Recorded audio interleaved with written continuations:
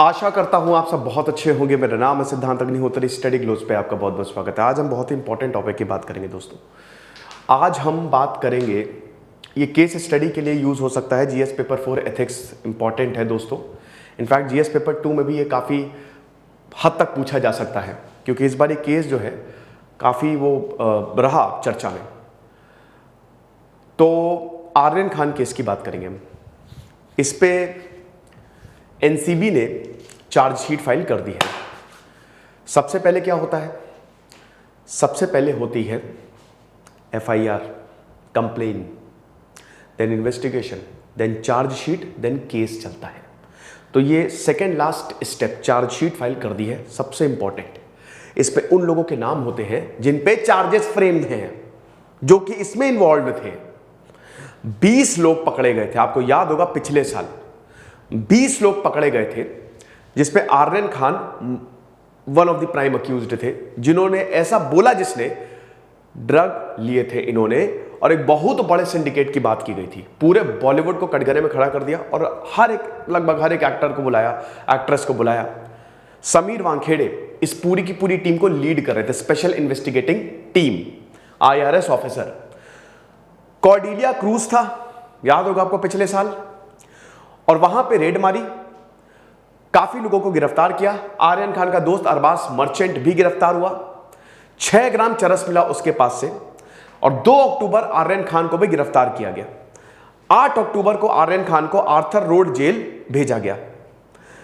एक के बाद एक जमानत अप्लाई की गई। जमानत, भाई कुछ भी करके आर्यन खान को बाहर निकालना है। सब denied, bail denied, denied, denied. 21 अक्टूबर को शाहरुख खान आर्यन खान से मिलने पहुंचे और 28 अक्टूबर को फाइनली आर्यन खान को बेल मिली। 26 दिन तक ये जेल में रहे। ओके।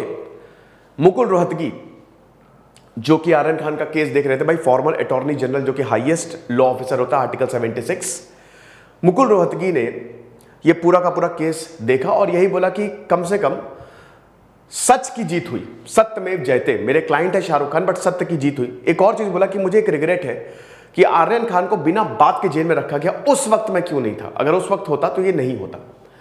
यकीनन शाहरुख खान ने पूरी अपनी ताकत झोंक दी, पूरी ताकत झोंक दी। लेकिन दोस्तों, अब जो चार्जशीट आई है उसने सबको चौंका दिया है और उसमें साफ साफ ये जाहिर होता है एनसीबी ने अपने ही काम के ऊपर सवाल खड़े कर दिए हैं। साफ साफ ये जाहिर होता है कि आर्यन खान को फंसाया गया। साफ साफ ये जाहिर होता है कि सेलिब्रिटी होने की इनको सजा मिली, सेलिब्रिटी का बेटा होने की इनको सजा मिली।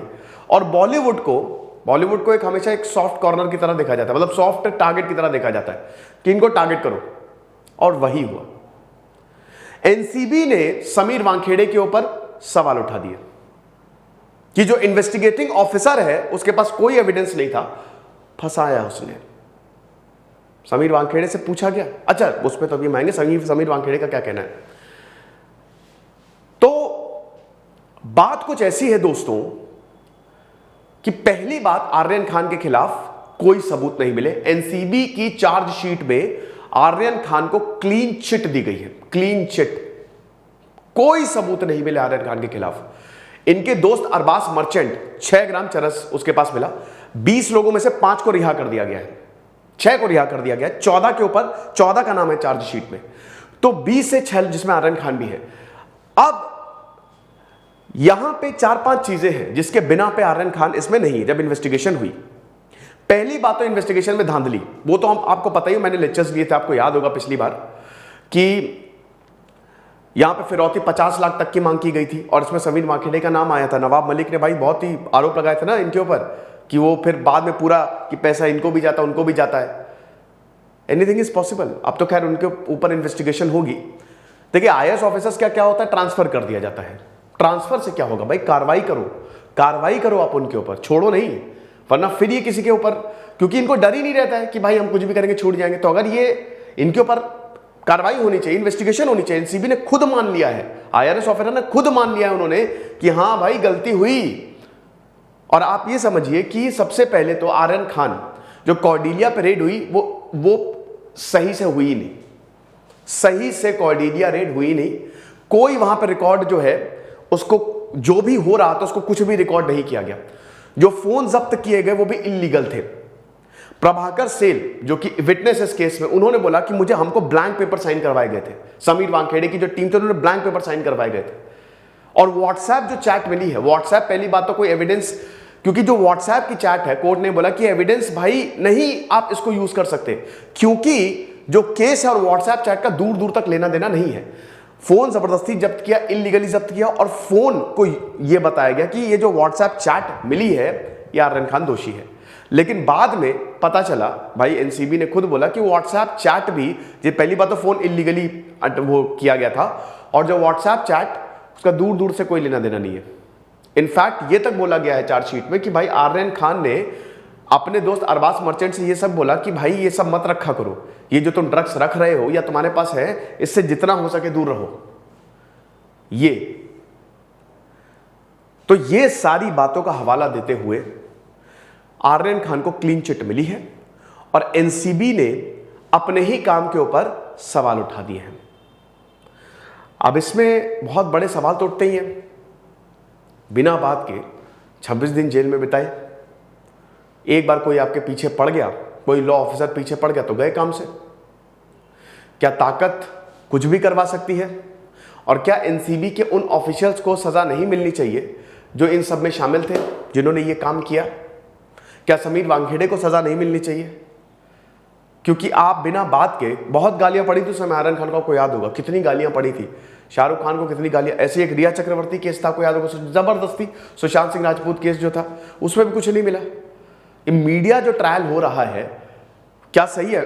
जो आज मीडिया आर्यन खान की बड़ा बखान कर रहा है, उन्हीं मीडिया ने आर्यन खान को विलन बना दिया था पिछले साल। एक particular channel, the nation wants to know, आपको याद है ना, वो किस तरीके की रिपोर्टिंग करता है। तो आप ये समझिए कि जो आर्यन खान हैं और इनके जो बाकी साथी हैं उनको क्लीन चिट मिल गई है। एनसीबी ने साफ बोल दिया है आर्यन खान का इस केस से कोई लेना ही देना नहीं है और इनको जबरदस्ती फंसाया गया था, झूठा फंसाया गया था। अब क्यों फंसाया गया था? ये पिछले साल जब बात हुई थी, पैसा होता है कई बार, फंसा लो बड़े बड़े लोगों को, पैसा दो, क्योंकि ये बात सामने आई थी कि कुछ ऑफिसर्स ने पैसे की डिमांड की है और वो अगर नहीं पहुंचेंगे, 50 लाख थी ना इनकी, वो कौन, वो पूजा दादलानी जो इनकी वो है मैनेजर है, तो उनसे मीटिंग करके कुछ पैसे की मांग की गई थी। जब नहीं पहुंचे, हो गया ये। हो सकता है, देखिए it all depends on investigation. अब जब इन्वेस्टिगेशन होगी तभी सब कुछ पता चलेगा। लेकिन सवाल तो दोस्तों बहुत ज्यादा उठते हैं। अब समीर वानखेड़े ने क्या बोला है? समीर वानखेड़े से देखिए, समीर वानखेड़े से जब सवाल पूछा गया कि आप कुछ बताएंगे, तो उन्होंने पता क्या बोला? No comments.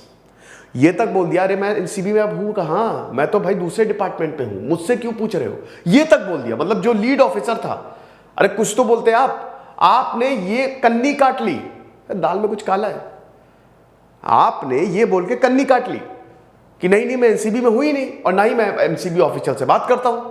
लेकिन ऐसे कैसे भाई, इतनी जल्दी कैसे छूट जाओगे?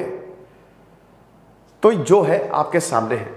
आप सोचिए आम इंसान को कितनी मुसीबतें झेलनी पड़ती होगी जब आर्यन खान के साथ ऐसा हो रहा है। हमारा शानदार कोर्स पॉलिटी का आप जरूर अवेल करें दोस्तों।